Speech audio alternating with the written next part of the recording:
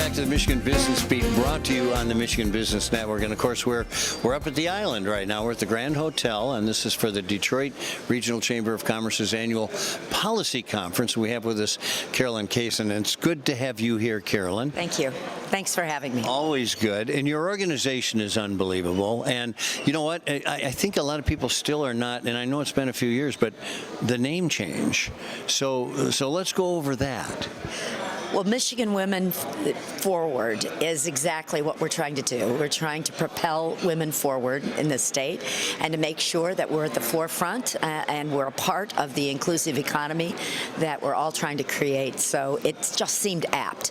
It seemed like the right name, and it seemed like the right time to switch gears instead of calling us a foundation. You know, foundation has that sort of stable, stodgy, right, like building a foundation. I do think we are doing that. Yeah. I do think we build a foundation for women to thrive, but I also believe that that it's more than that. It's really about moving forward. Well, as an outside observer, I would say you built the foundation, and now you're moving forward because of that. So let's talk about that. Women in leadership, just exponential growth in the last 5 years, probably. It has been. You know, I like to say I've lived long enough to see it because I think I've been a believer that women should lead organizations. We have a little bit different style maybe than men, but we are just as capable, just as smart, have just as much drive and energy, and can produce just as many profit as a man can do. And so I think that now it's coming to fruition, and you're seeing it. You're seeing organizations really propel women forward, and that's great.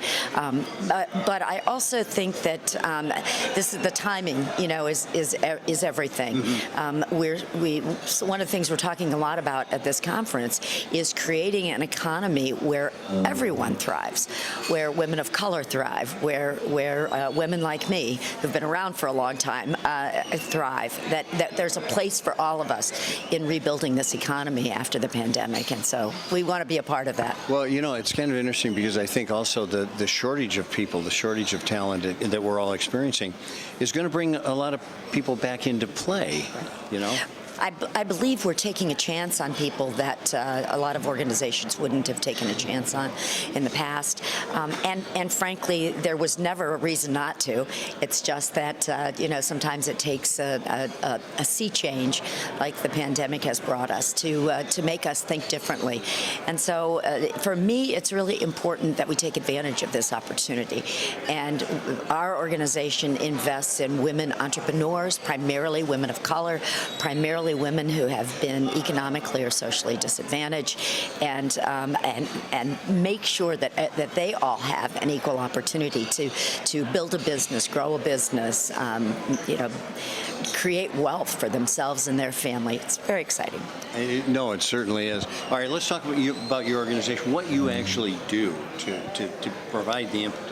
Well, Michigan Women Forward, in also changing our name, we changed our focus.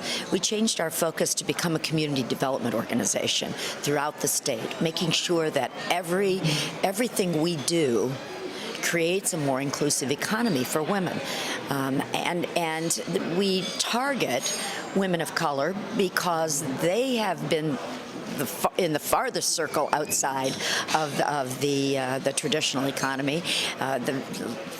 The lowest amount of capital has gone to them, mm-hmm. and we're correcting that. So we started a micro-lending program about 6 years ago. It is in full swing. We're one of the state's largest micro-lenders, and we're working with all kinds of wonderful people like the MEDC, banks, foundations, and we are getting them to invest in us so that we can deploy funding to anyone and everyone who needs it and hasn't had access to it before. Well, and that's the obvious question, funding. Where does the funding come for your organization? Well, it comes from a variety of places. It comes from some from philanthropy. Mm-hmm. I think we have a good handle on making sure that people invest in us. I really don't like giving money away. I don't like people to give money to us. That feels a little like charity and not quite so much about we're making a good investment in this organization. So, but a lot of it comes from the SBA. We became an SBA microlender about 3 years ago, and so we now are actively involved in that. We've been working with the MEDC since the middle of the pandemic. They invested in us, so they have taken an interest in the success that we've had, and during the pandemic, we helped over 200 companies live through it.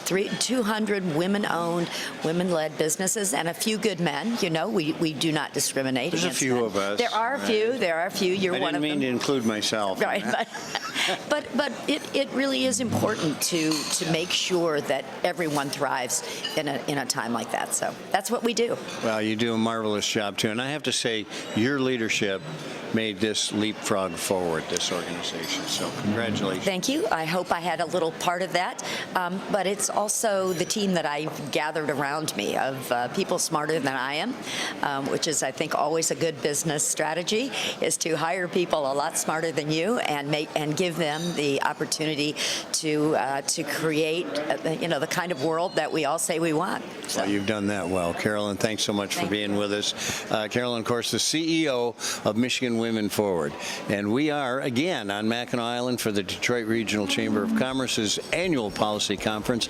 This is the Michigan Business Beat on the Michigan Business Network. I'm Chris Holman.